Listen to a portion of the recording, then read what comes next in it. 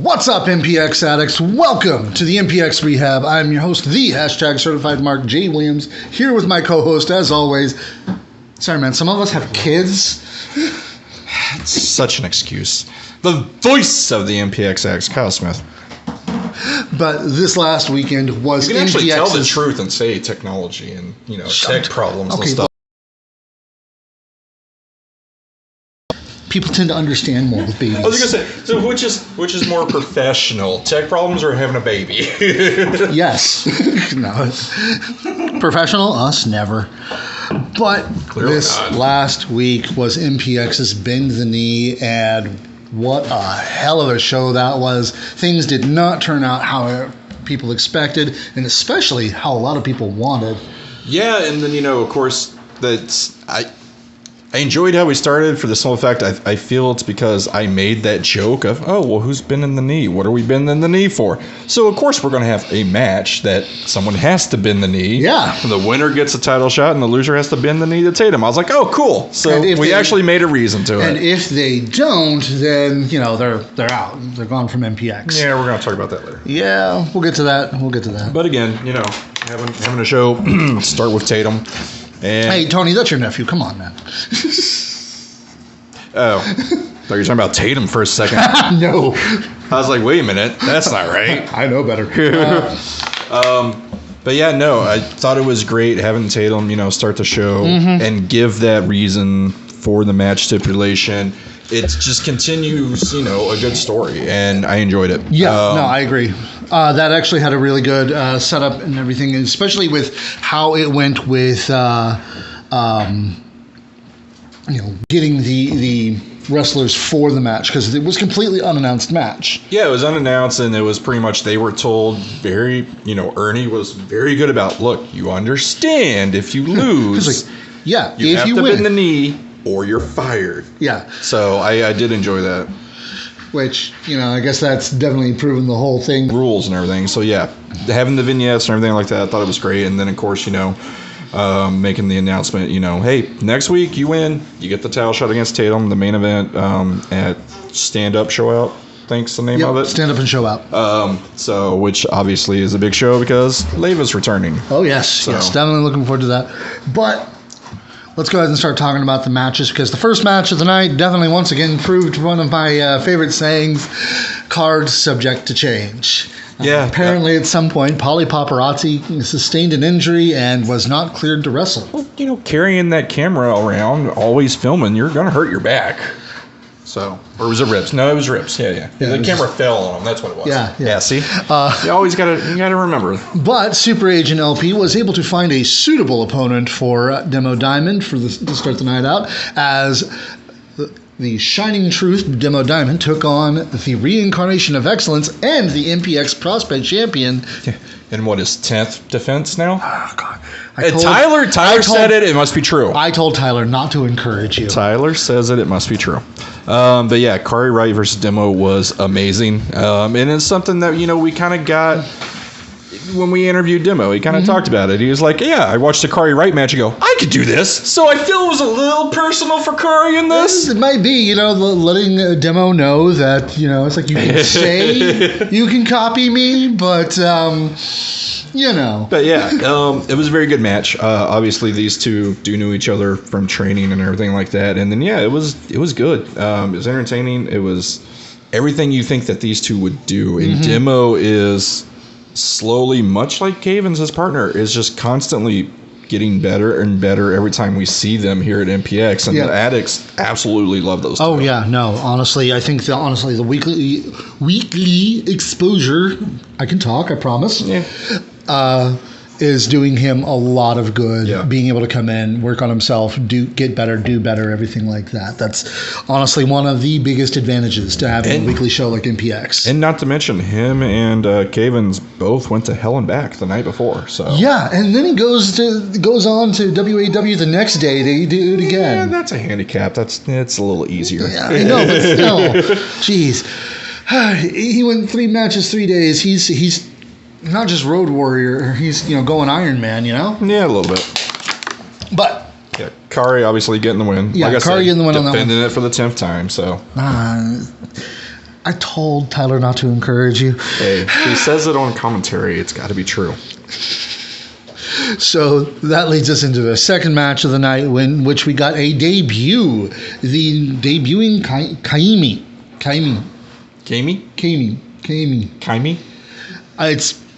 It is Hawaiian, and I am horrible for trying to say it. Oh, okay.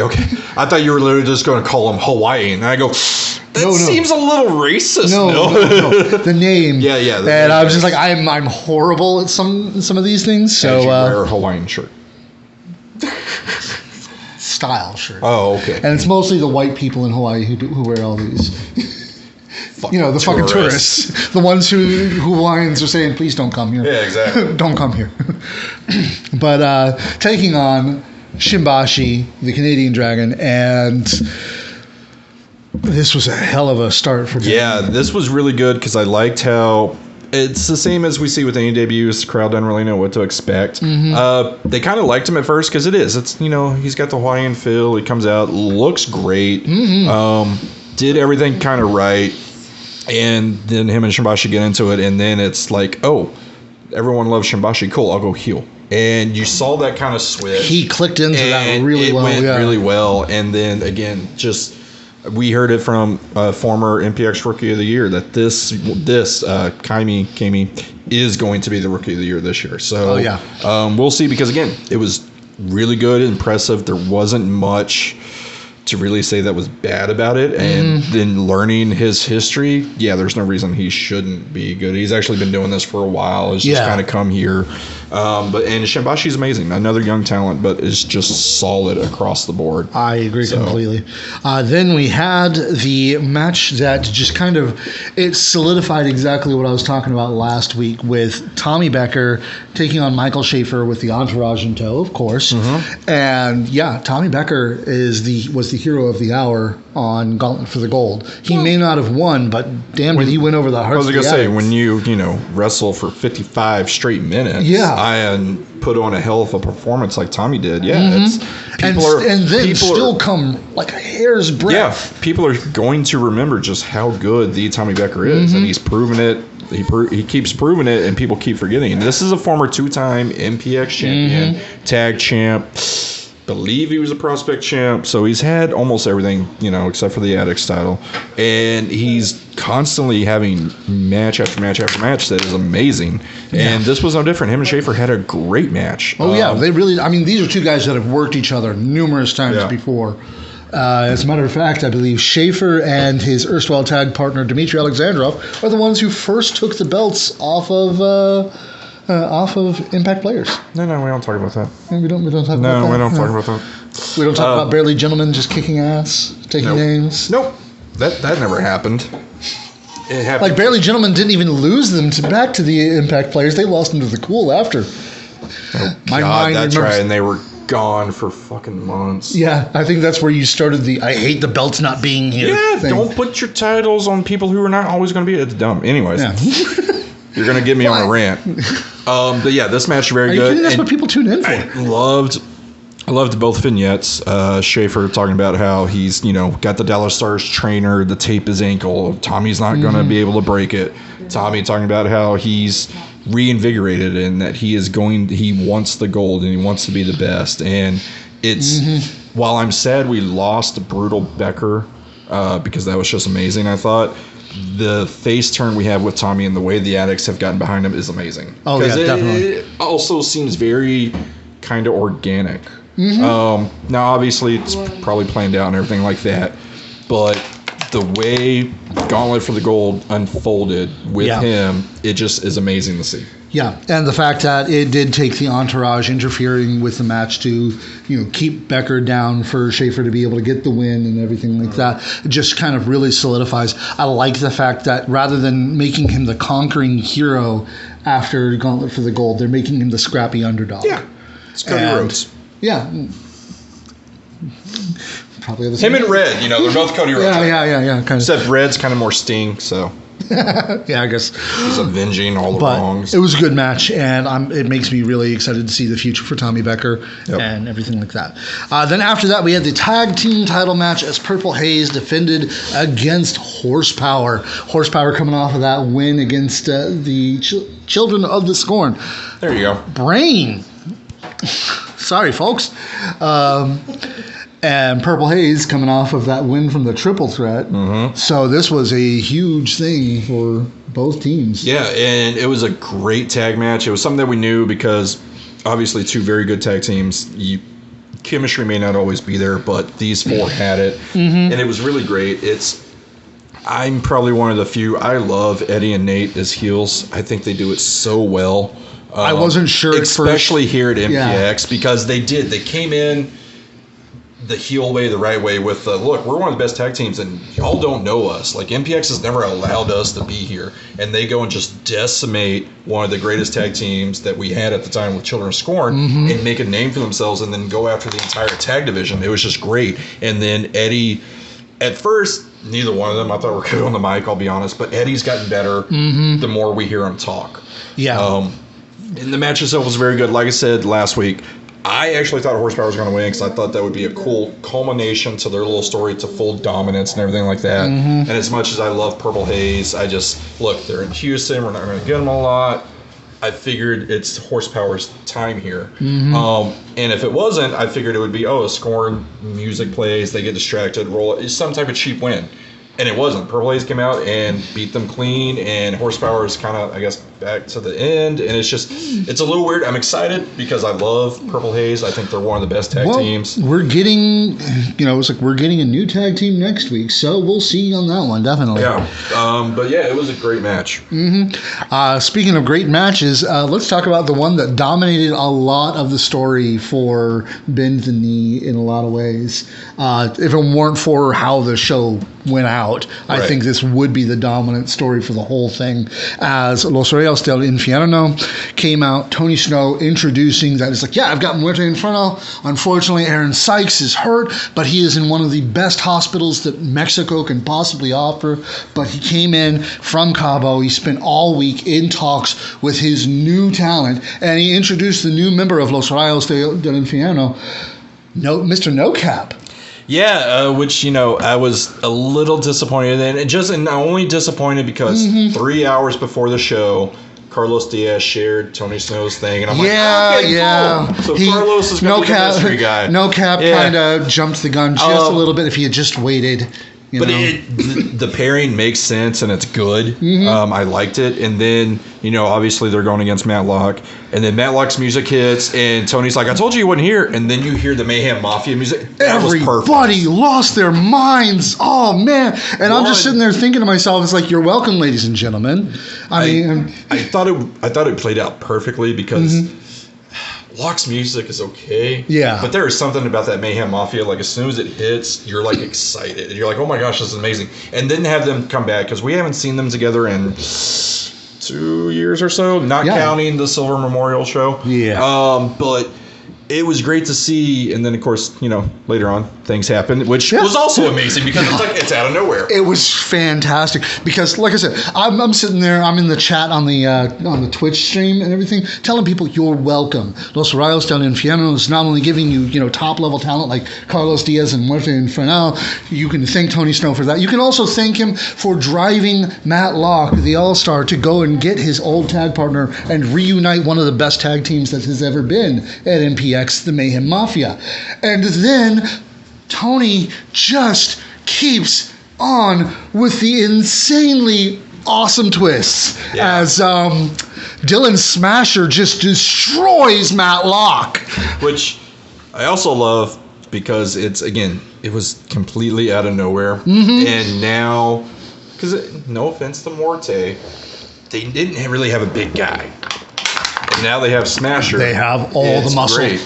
And it was something that yes, it's a little biasness, but I thought Tony did amazing. Because I didn't get to see him on his debut. And I've only seen clips here and there, but being there live, seeing him constantly go after the crowd or go after his opponents. Yes. Just one of those managers that never shuts the fuck up, and it's amazing. Well, don't forget, he does come from the school of Jamie Aller. Jamie, Teddy Long, and it's you can see the influences of both those men in Tony, and it's great. I love Dexter, but he left the business, man. So, Yeah. Maybe Dexter comes back. Be interesting.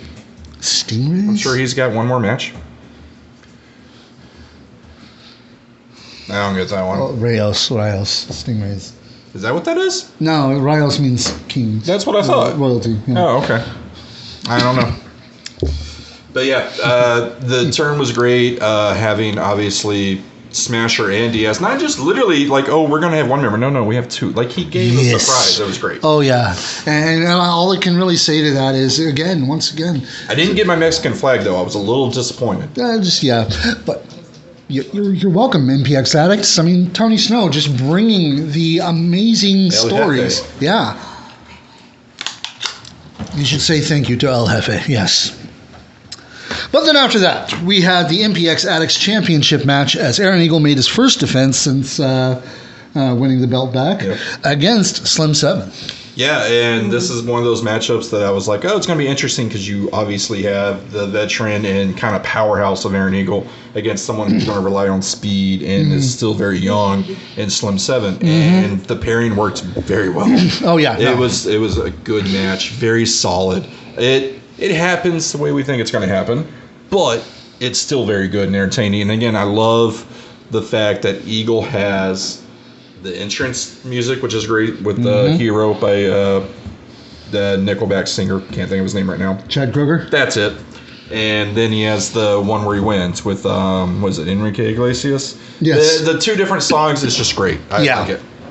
And it works out really well. And honestly, it just kind of drives home the whole, I am the hero idea. Again, it was one of those when he lost the title, I was a little sad. Obviously, I was happy because of Sky and everything that happened, but Eagle is so goddamn entertaining, and even in the ring, yes, he's obviously good at wrestling, but just the character work and the vignettes and the videos and his emotions just is brilliant. It's one of those that it's weird how he took such a long break.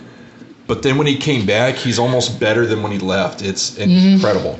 He's had time to mature and grow and everything like that, come back with a different viewpoint of how he should approach things. And that's the thing, is he comes from a very old school mindset of wrestling, yet he's adapted to the new school like that and does it better than others. I think that break actually may have helped him with that. I mean, look at what happened with Dexter. I was going to say, it's the same with Dexter. Yeah. Dexter went away. Yes, we're going to compare these two a lot because they have a very similar... Dexter went away very old school and comes back and is better than some of the younger kids as far as like promoting himself on social media. And to this day, the man doesn't fucking wrestle, yet goddamn, I go to Facebook and I see either a memory of his or talking about the guy. Like, he is constantly using social media, and it's amazing. Yeah, but it's honestly, he's really, really good at this, and it's really good to see. Yeah. But let's talk about the main event as well, the Bend the Knee match, the 5-man... Mikey. I Yeah. fucking forgot about Mikey. Don't worry, so did everyone else. I did not say that. Well, I'm sorry. The guy's been sitting there talking about, how's Tommy Becker a hero? He lost. You're right, Mikey. We should only be talking about and praising the guys who actually won their matches at Gauntlet for the Gold. Shouldn't we, Mikey? How'd your match go? Why are you getting us blacklisted from another person? Mikey, I enjoy you. I think now Schaefer, on the other hand, Mikey, and Aaron. Mikey, I like you. You need to fix your leg area, but other than that, you're great. I love the way what he's doing right now with the whole mile thing. Kudos. Oh yeah, no, he's like, anybody who knows me knows I love Mikey B. No, that's one of those things that I saw, and it was just like, I don't want to get into banter on Facebook right now, so I'm not going to say anything. But here's my platform. Hasn't worked out well for you. Yeah, not lately. But again, when you look at these competitors, Exodus Prime, Kane Carter, Sky De La Cremosa, Dylan Cavins, and Mikey B, every one of these men legitimately has a right and a threat to Tatum. And I say that loosely because we all know, at least what I've said time and time again, I don't see Tatum losing in kind of a random match. It's going to be something that's been built up like Red, like Tommy. And the only way I thought that next week might be a title change is if Exodus won. Because Exodus has that kind of built-in with Tatum that, look, he actually could do a story and a feud, even if it's only 2 weeks, to make it believable that if he beat Tatum, it's a good story. It makes sense. But with the way Tatum's been going with the defenses, how well he's been doing it, I don't see it happening on a random match. Yeah, but probably not. But then again, this I thought was good. This isn't quite so random because this is being built up. Even though it's only being built up over a couple of weeks, it's still kind of being built up. Yeah, a little bit. But all the same, I agree. I love Dylan, but I don't think it's going to happen. But Sorry. I love, because I want more of Exodus and Kane, because I have compared them before. I've said, give Kane a year, he's going to be where Exodus is now. I think Kane is that good. I agree. And having them just that little bit in the ring is great. And then also, again, Ed and Sky, who everyone loves, he's, he lost the Addicts title, but he's kind of been on a really good run lately. Yeah. Having kick-ass matches. And then you got Cavins, who the Addicts just absolutely fucking adore. Oh, yeah. I don't know that we've had someone come in, maybe next to, say, Remedy, come in, and the Addicts just absolutely lose their mind and love like they have Cavins. Yeah. And then you got Mikey B, who is good and solid, and the fans hate him, and they should. Exactly, so, but the match itself I thought was great. I enjoyed the beginning where they kind of just all beat the shit out of Mikey. Yeah. So... But the way this match happened and everything, I'm sitting there thinking, and I think we both called who the winner was going to be because just the way it was set up, it looked the way the match was laid out, it was like I had two in mind. I was like Exodus, Cavins. Cavins because it's going to get the fans and the Addicts going. They are going to explode. Exodus because again it kind of makes sense of Exodus versus Tatum. Yeah, fucking 20,000, which is still amazing. Oh yeah, no, that would still be an absolutely fantastic match. And I also kind of had the loser pinned because I was like, okay, it's either Exodus because with this match stipulation, no one's going to actually bend the knee. So maybe Mikey. I could see Mikey debasing himself. Maybe, but again, it's too easy. They wouldn't have him do it. Yeah, exactly. So it's either Exodus because he's not gonna bend the knee, especially to Tatum. To Tatum of all people. Or Sky, someone else who is very hard-headed, not gonna bend the knee. And I thought that it was going to be Exodus because between his recent appearance on AEW and the fact that he's sitting there even saying just it's like booked everywhere. I don't know how much longer I'm going to be a free agent, and I was just like. It's like this could be his swan song. Exactly. This could be his, I may be going out on my back, but I'm going to go out, standing tall. Right. I could see that totally happening. Yep. That didn't happen like that. So having Cavins pin Sky, which again was the way they played that pin off was amazing. How Cavins kind of did it quick, and then Sky literally. And his shoulder, it's so close. Yeah. It was played off wonderfully. And then even Cavins looking at Sky and be like, fuck, I'm sorry. It was one of those things where he played it off. Oh, yeah. He's like, I'm super excited, but oh, shit, I just screwed one of my best friends. Yeah.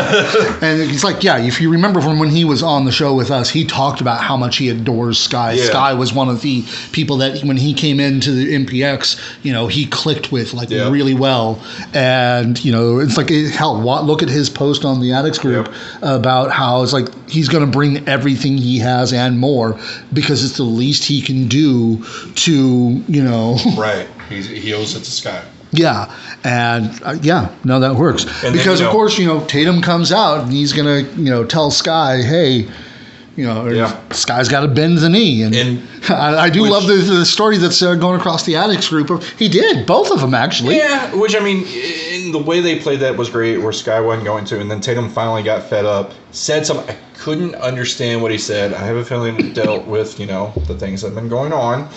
And then he slapped the shit out of Sky. He slapped Sky so fucking hard. Mm-hmm. Like, I can't. When that finally comeback happens, Sky's going to kill him. But he slapped him so hard. And then, Sky obviously gets pissed, hits to death by Stereo.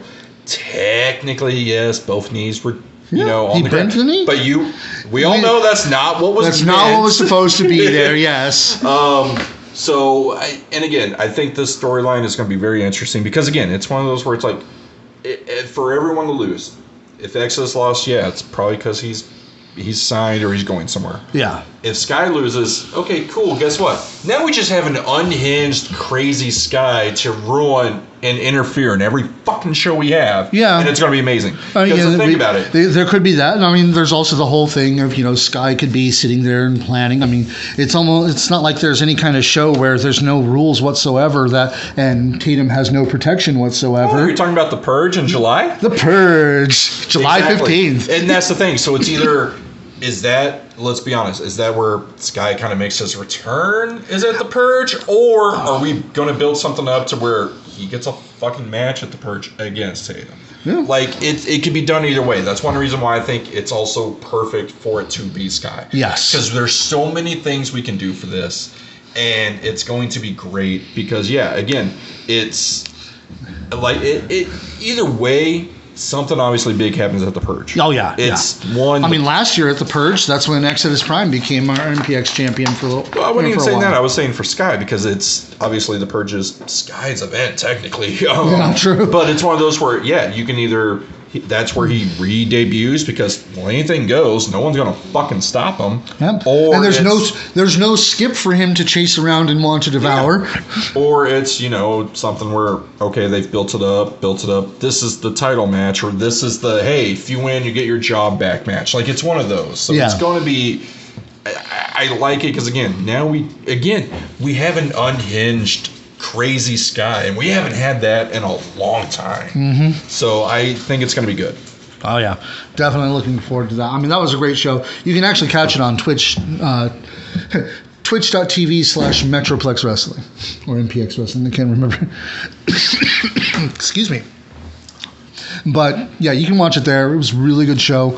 I'm also really looking forward to a stand up and show out this week because, for one, Leva Bates will be there, and I'm very glad to see that. And who is she going to cosplay? That is always the number one question. Who will the Queen of Cosplay be coming to MPX as? Unless it's Purple Rain, which everyone knew. Okay, cool. She's going to be Prince, obviously. Mm-hmm. So all the other times you didn't really know. One of my favorites was when she was the Lost Boys. When she wrestled Silver and everything. That was great. And then later it teamed with them. Yeah. Because she was at first Buffy, and then it teamed, and it was the what's his name, David, I think, from the Lost Boys. David. The Kurt, Kiefer Sutherland role. This is great. That whole night was really good. Sandman was a good one she did. Yes, I enjoyed that one. That's when she took on your girlfriend. Yeah.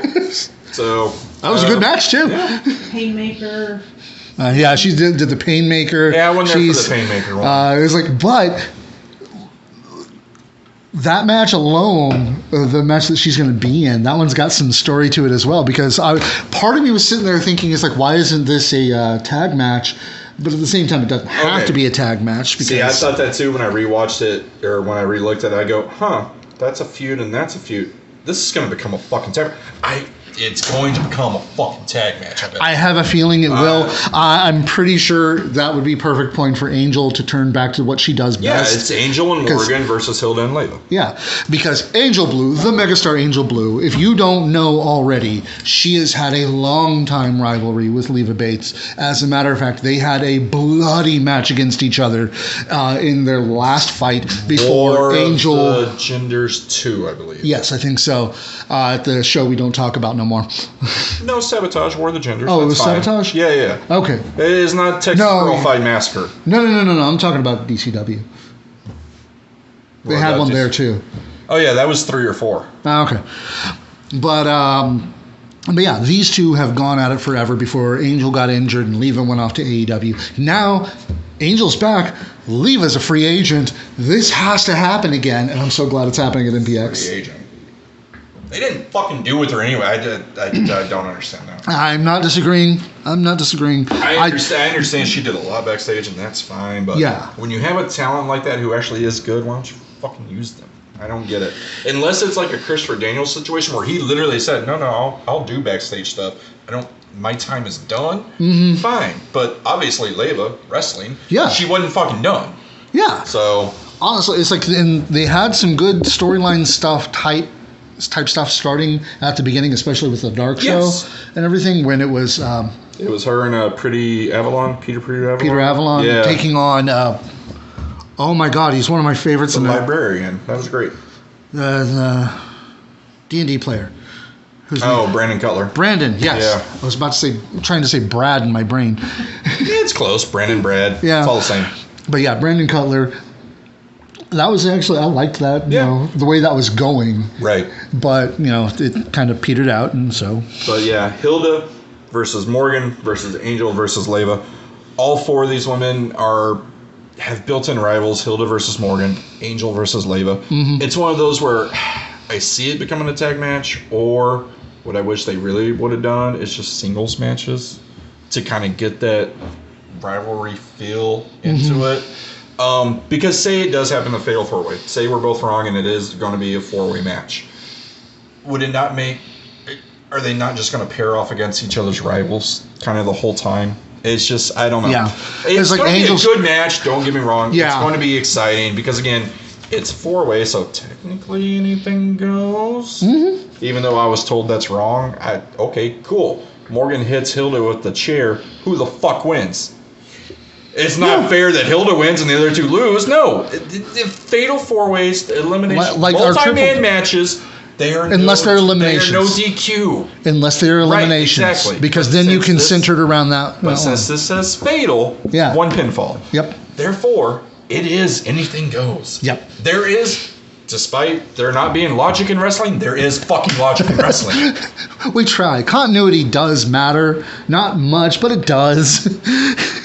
But that's not the only... I think it was Schaefer that yelled at me at that, said I'm a fucking dumbass because there are rules in a fucking multi-man match. I was like, no, there's not. Who's going to get DQ'd in a multi-man match like that? Yeah. You get DQ'd, what? Both win? No, that doesn't happen. Oh, so the person you DQ'd win, the other one's sitting there holding like, what the fuck? I didn't do anything. No. There's not rules, essentially. Yep, but that's not the only return we've got because we're going to have Prince Ahmed coming back. We've gotten him once before. Oh, I just realized we've got 3 returns. Yeah. Oh, shit. Yeah. Prince Ahmed coming back. I like, every time he's been here, he's been very solid. Mm-hmm. I've enjoyed his work. Yes. I've tried following him here and there on social media. It doesn't really post a lot, so it's hard to find out where he is and stuff like that. But very talented, and going against the Mad Prince. So Prince versus Prince. Yeah, that's going to be interesting to see. Definitely. Yeah, definitely. And it's very good. We're going to have 3 princes in the show tonight. That night. Yeah. Oh, yeah. Forgot they were there. Yeah. But yeah, Mad Prince and Prince Ahmed, it's going to be very good. I think it's going to be good to see. Look, I love Children of Scorn, but we've seen them tag a lot recently in MPX. We haven't really seen the singles runs here and there. And I feel it's one of those where 1, 2, 3, 4, 5, 6. We've only got 6 matches announced. Matt Prince is there. I feel like Gabe wouldn't be too far away. I feel a match will be added and we'll have a Gabe singles match. Yeah, probably. So, but yeah, I think this is going to be very good for the Mad Prince because this is I don't want to say he's never fought someone like Prince Ahmed before, but it is going to be very different. Yeah. Definitely. But we're also going to be seeing Muerte Inferno once again at MPX with Tony Snow in his corner. Of course, El Jefe is going to be there. Well, that's the thing. So, and they're going to kill Zero. El Jefe's there. Is other members going to be there? Is Carlos Diaz going to be there? That's the question. Dylan Smasher going to be there? That is the question. And look, Sykes is injured and can't wrestle, but he could still be on the outside. Yeah. You know, I think he's still convalescing. That's one thing I did enjoy when Tatum was injured. We still got Tatum all the time. If you're injured and you can't wrestle, that's fine. But if you're in a group like this, if you're in a stable like this, you can be out there. I think that helps. I think it helps you for the addicts and the fans to remember that you're still a part and Yeah. and an important part of this. Without But don't forget, Sykes is he's out because technically the founding member, the first draft pick, or whatever you want to say he is, to this stable. He's a very important piece to this. let's not forget though that Aaron Sykes is out due to injury with concussion-like symptoms, bright lights, loud music, smoke, things like that. Fine, yeah. Not so great. That might be the case. But again, and yes, I am very torn with this match because obviously El Jefe is a good friend of ours and important, and we love the guy He's to my death. brother. But it's fucking Zero. At the same time, Zero's our guy. Yeah. Zero's always been our guy. So and is it's very like he's torn. going to be taking on Muerte Infernal, so that's going to at least. And that's the other thing that I'm looking for a good fight. And that's the other thing I think Tony has been killing it at is, yes, he's my friend and I love everything he does, but then he'll post something about Zero. I'm like, oh, fuck you. Oh, God damn it. You actually made me mad at you. Fuck you. We're good. Tony is very good at that. Oh, yeah. So, it's amazing. The match is going to be good. Zero, obviously very talented, very solid at what he does, and knows what he is good at and how to make something like this get over. Yeah. And Morte has been solid ever since we've seen him kind of come back. So. And honestly, I'm just if this helps Muerte Infernal grow as well, it's like he was already, great. I mean, in all honesty, I would love for this outcome to be Zero get a win. Yes, I agree. We'll at least bring some, wake type beers for. Well, and that's the thing. I would love for Zero to maybe get a win somehow, either quick roll up or hits his eat defeat 1 2 3, whatever he does. Punk's not dead. Hits it 1 2 3, and then just have them kill him then, because I feel that helps both. I feel it doesn't destroy and kill Zero, which obviously nothing really kills or destroys Zero because addicts are going to love him regardless. And if he wins or loses, doesn't give a fuck. The addicts still love him. Mm-hmm. But doing that way, hey, Zero, cool, he won. The addicts prevail. Yay. They beat El Jefe and Los Ariel. And then they just kill Zero. And it's like, oh, guess what? They still stand fucking tall. It doesn't matter. Yeah, no, it's like do that kind of thing. Definitely, Los Ariels de Infernal. The Kings of Hell. I was going to say, that's why I just said Los Rio and stopped. I'm like, I'm not even going to try. It's like they won't lose heat over this. I'm pretty sure. One way or the other, win or lose. I mean, they're going to stand strong. It's going to be really insane. Exactly. And something tells me that Matlock is not fully out of the picture as much as Tony and them would like it to be. We'll see. But we were talking about other returns. We're getting Dale Springs back. Yes, the golfer. I am super excited for this because I've always enjoyed Dale Springs the 4 or 5 times we've had him. Yeah. Very good competitor, I believe, out of Tennessee. Him and Jaden Newman, they both kind of came together for the first time at MPX. And I've kind of followed them on social media and stuff I can find. They're on Independent Wrestling TV a lot. Both of them very talented. So getting Dale back is really cool. And then going against, again, one of the favorites of the Addicts in Jet Black.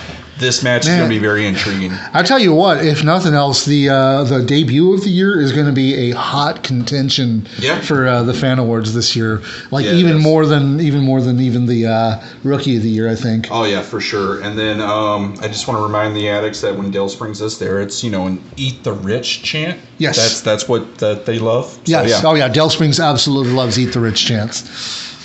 That was so good. What was that for? It was Sky, but I don't remember the event. Because it wasn't MPX. It wasn't, yeah. It was because it was a handicap match, and it was Eat the Rich, but I don't remember. HOT? Maybe. Yeah. I don't know. Or MTPW. It was Dale Springs and the guy who was Coda. a politician. Coda, that's it. Yeah. That was good. Was it Zawa? Oh, God, no. We don't talk about Zawa. We talk about one match out of Zawa, and both those guys are our guys to begin with, so fuck it. Yeah. Dimitri's awesome. So's Damo. Yes, Damo's good too. Then we also have the MPX Tag Team Championship match as Purple Haze will be defending against the Fuerza Astral, in which Dragon Astral will be coming back with Alberto de la Cruz. Not a name I'm familiar with. I think he's new. He graduated from DFW a couple months ago. Okay. It's still very new. Looking forward to this. I've seen clips. Obviously, we've seen Dragon. Del Cruz, I've seen clips of, looks good. To me, it's a weird matchup just because face team. But I think it is going to be I think it's going to take a lot of people by surprise because of how quick and action-paced it's going to be. It's like you can have face team versus face team because they're going to have the friendly competition and everything like that. I mean, hell, look at when Sam versus Sky happened. They beat the crap out of each other, but afterwards they shook hands, they celebrated together because that's what... You can do it, and that's fine. But like I said, I think it's going to shock a lot of people by how good it is. Just because of the styles and everything how it works, and it's going to be weird because I think Prince is going to be kind of the powerhouse out of this, which he's not normally. Maybe I think it's Stevie. Yeah, Stevie's going to be the powerhouse in here. Stevie's bigger. Prince is bigger. No, really? Prince Alexander is thicker. Now Stevie does the whole muscle Hendrix thing, but I mean it's I mean, either way, they're all high flyers to begin with. This is going to be a flying match. It's going to be fun, and it's a good tag match, and it is one of those where you look at it, and while there are good matches, that very well may be the sleeper of like match of the night. Yeah, I can agree with that. But then we've also got the MPX Championship match as Tatum Manning will be defending against Dylan Cavins, winner of the Bend the Knee match last week. We've given our opinion of what we think is going to happen, but honestly, I think this is going to be a good match because Dylan is going to bring everything he's got and more in honor of Sky. It's one of those where, like I said, Cavins came in with one of the best matches, best debuts we've seen against JD for a title. Now he's built his name and cemented his legacy as of right now in MPX with the Addicts, and now he finally gets the MPX title shot against Tatum, who is, didn't we determine last week, the longest reigning champion? Not yet. In this building. Yes, in this building, because he's beaten Dave and he's beaten Brent, I think. Yeah, it's very hard to beat. It's Kirby and Izzy. It's very hard to beat Kirby and Izzy because that's old building and it was every 2 weeks, and that's a whole other thing. Yeah. Tatum, in recent memory, which obviously is going to be the new building, longest reigning champ. I dare say probably most defenses. Tatum has been a very fighting champion. He really has. I mean, he has been a fighting champion, but he's had a lot of breaks due to injury and things like that. Then Fight When Survive happened, and that Fight When Survive he had took to take it out, a few weeks off of that. Just I feel like he only missed a couple of weeks because of the shoulder. Maybe I'm wrong. Maybe I'm misthinking.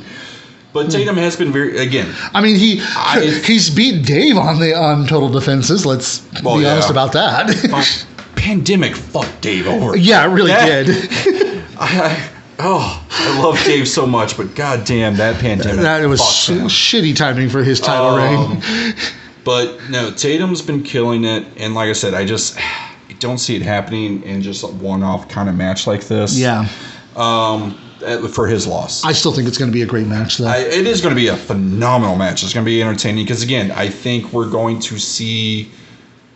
Tatum's never really fought someone kind of like this. Yeah. It's something that's going to be very different for Tatum. I think there's going to be a lot of, oh my God moments. Cavins almost pulled it off, or near finishes, whatever you want to call it. Yeah. There's going to be all these moments, and I think it's going to be great. But at the end of the night, how it's been for almost the past year, Tatum's going to stand tall. I think so, too. And again... Sorry, Cavins. Love you, but... That's not a bad thing. Like, people will hear that and they're like, oh, he hates it. But no, it's not. It's the same with Roman. Roman's going to stand tall. That's not necessarily a bad thing at the moment because it is good right now. I didn't hate it until they made the consolation prize. Oh, that Seth has now, the World Heavyweight title? Yeah. Well, it's like... the one that everybody kept saying. He's like, oh, yeah, Cody's going to get that since he can't have that. It's like one of my favorite lines from Paul Heyman at One Night Stand is the only reason you have, when he's talking to JBL, the only reason you have the titles because Triple H didn't want to work Tuesdays. Roman didn't want to work right now. So, but no, that's, again, I think what we're doing right now is, again, really good despite what people think I think of Tatum, whatever, fuck off. He's been killing it, and he's amazing. Yeah. And Cavins is killing it and been amazing, too. Again, right now, I don't see it happening. Again, I think it's going to be a bigger feud. It's either going to be what we're doing right now with Sky. It's going to be Red coming back. It's going to be Exodus. Those are the top three right now that I see dethroning Tatum. I can agree with that. Unless, for some reason, we have fucking the Revolver show and Sammy comes in a week early, they'll fucking beat Tatum. That's the only thing I can see is putting it on some big name like Sammy Callahan. And then So just that have he's got it Tatum. during the. Yeah, and then just have Tatum win it later at the fucking shit. You know, again, won't happen. But that's the only thing I could see happening is some super big name. That the PR stunt win. Exactly. Yeah. But that is what's going to happen here at Stand Up and Show Out this weekend. Make sure you have your tickets. Make sure you get, if you can get your season pass VIP tickets, because that's the only way you're going to get the meet and greet for Leva Bates. Yeah. I mean, she'll be there later after the show, but whatever. Yeah, get those. They may tell her, hey, don't come out after. I don't know. We'll see. Got to sell your merch, kid. Yeah. But yeah, be sure also when they are available, they may already be available because it's such a big show. Yeah. July 8th, Revolver at Grand Prairie. Mm-hmm. Obviously, MPX will not be holding a show that Saturday, but they are working with the Wrestling Revolver July 8th in Grand Prairie, the Epic Center, I believe it's called. Be sure to get those tickets. And July 15th, one of my favorite events every year, The Purge. So it's going to be amazing. Yep, we'll see. Their show's the same night as The Purge. No, July 8th is Revolver. Yeah, July 15th is The Purge. Yep. Because we had a party, or Mike and Richter had a party. They had to move because they were worried about the July 8th. Yep. But anyways, yes. Stay tuned. We'll be back in 10 or 15 minutes with our guest for Indie Spotlight. Yep. Lisa Clark. Yes. Ladies and gentlemen, as we start our Pride Month event and everything like that. So check you later. Mark out. See y'all Saturday. So what is Pride Month? Pride Month. It's for people like me and everything like that to,